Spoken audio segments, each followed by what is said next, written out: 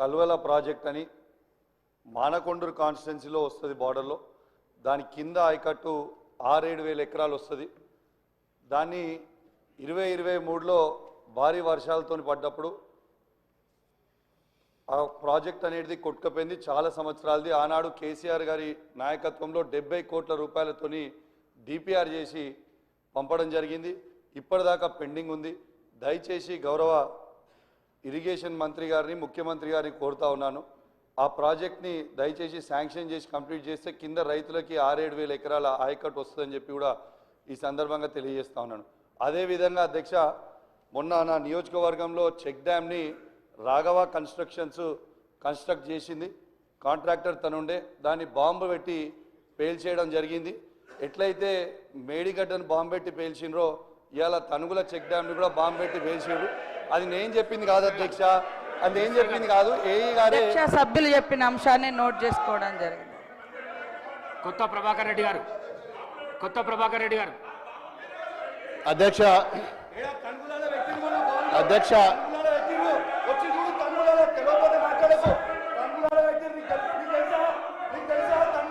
కూసో కూసో కూసో ప్లీజ్. కూర్చొని మాట్లాడితే కాదు కదా. తనులో పోయిందా పోయిందా తనులో బరాబర్ పెట్టిరు. అధ్యక్ష దుబ్బాక నియోజకవర్గంలో అధ్యక్ష మరి 8 మండలాల అధ్యక్ష, మరి 8 మండలాలలో కూడా మాది పూర్తిగా వ్యవసాయ ఆధారిత కుటుంబాల అధ్యక్ష. అన్ని మండలాలలో కూడా గతంలో యాసంగిల ఏదైతే వరి నాట్లు వేసుకున్నారో దానికి ఇంకా రెట్టింపు ఈసారి ఎక్కువ వేసుకున్నారు అధ్యక్ష. మరి అందరు కూడా మరి నాట్లు పడుతున్నాయి. ఇప్పుడు మరి యూరియా వస్తుందా రాదా అనే భయంలో ప్రతి ఒక్క రైతు కూడా ఆందోళన ఉన్నారు అధ్యక్ష.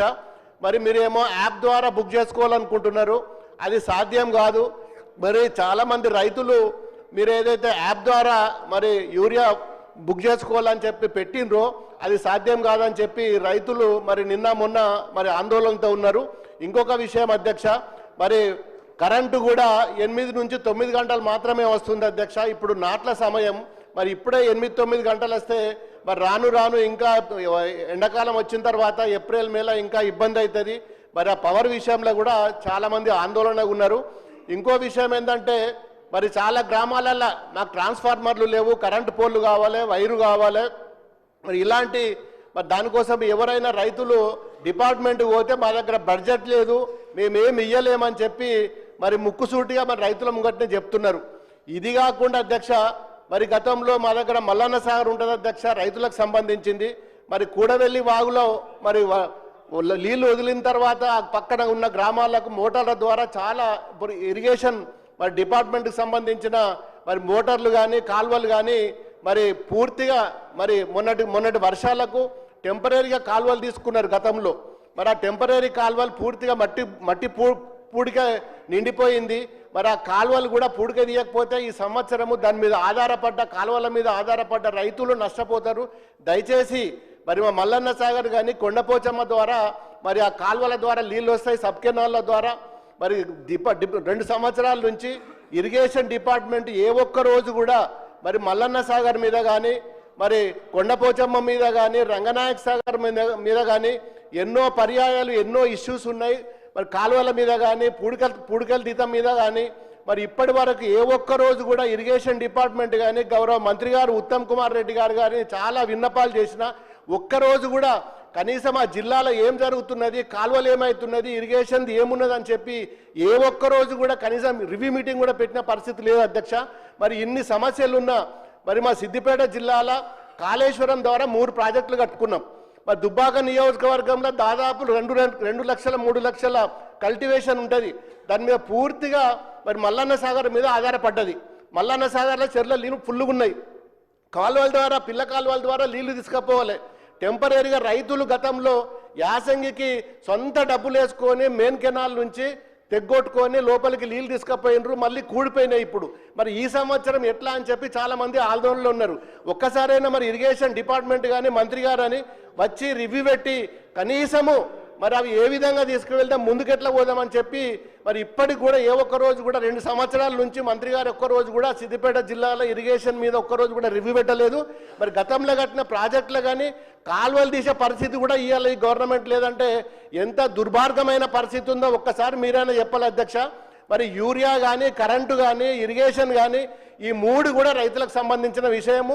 మరి మొన్న రైతుల దగ్గర కొనుగోలు చేసిన ధాన్యం కూడా ఇప్పటి వరకు కూడా వారికి గోడాంలలో పెట్టలేక ఎప్పుడు కూడా అన్లోడ్ కాకుండా రైస్ మిల్ల ముంగట్నే ఉంటూనే అవి కూడా అన్లోడ్ చేసుకోవట్లేదు. ఇష్టం ఉన్నట్టు రైస్ మిల్ యజమానులు కూడా మరి తరుగు పేరు మీద ఇప్పటికి కూడా ఇంకా కటింగ్ చేస్తూనే ఉన్నారు. దీని మీద కూడా ఎవరు కూడా పట్టించుకునే నాదులు లేడు. మాది పూర్తిగా 8 మండలాలు ఉన్నాయి. 8 మండలాలు కూడా వ్యవసాయం సంబంధించిన రైతుల అధ్యక్ష. ఇప్పటికైనా ఒకసారి సిద్దిపేట జిల్లా మీద దుబ్బాక నియోజకవర్గం మీద ఒక కన్ను పెట్టి మా రైతులను కాపాడవలసిందిగా మీ ద్వారా అధ్యక్ష నేను గౌరవ కన్సర్న్ మినిస్టర్ గారిని నేను రిక్వెస్ట్ చేస్తున్నా. ఎందుకంటే అందరు కూడా నాట్లు పడ్డాయి, ఆందోళన ఉన్నారు. కరెంట్ వస్తుందా, యూరియా వస్తుందా, మా కాలువల పూడికలు తీస్తారా, మరి విత్తనాలు సరిగానే ఇస్తారా అని చెప్పి అందరు కూడా ఆందోళన ఉన్నారు. దయచేసి మరి గౌరవ మంత్రి గారు మరి ఇరిగేషన్ మంత్రి కానీ అగ్రికల్చర్ మంత్రి కానీ మరి వచ్చి త్వరలో మరి అధ్యక్ష యూరియా అంశానికి సంబంధించి కానీ ఫర్టిలైజర్ సంబంధించి కానీ ఈ అంశం కేంద్ర ప్రభుత్వ అధీనంలో ఉంది. ఉత్పత్తి అయినా ఎగుమతులైనా దిగుమతులైనా మొత్తం అంశం కూడా కేంద్ర ప్రభుత్వ పరిధిలో ఉంది. రాష్ట్ర రైతాంగం అవసరాలకు సరిపోను సప్లై చేయని కారణంగా తక్కువ వస్తున్న కారణంగా వచ్చిన దాన్ని రైతులు ఇబ్బంది పడకుండా కోసం ఒక యాప్ ద్వారా వచ్చిందని ఈక్వల్ డిస్ట్రిబ్యూషన్ చేయడం కోసం చేసింది తప్ప రైతులను ఇబ్బంది పెట్టడం కోసం కాదు అధ్యక్ష. ఇది గమనించాలా. మిగతా అంశాలన్నిటి కూడా నోట్ చేసుకోవడం జరిగింది అధ్యక్ష. ఎడమ బుజ్జు గారు.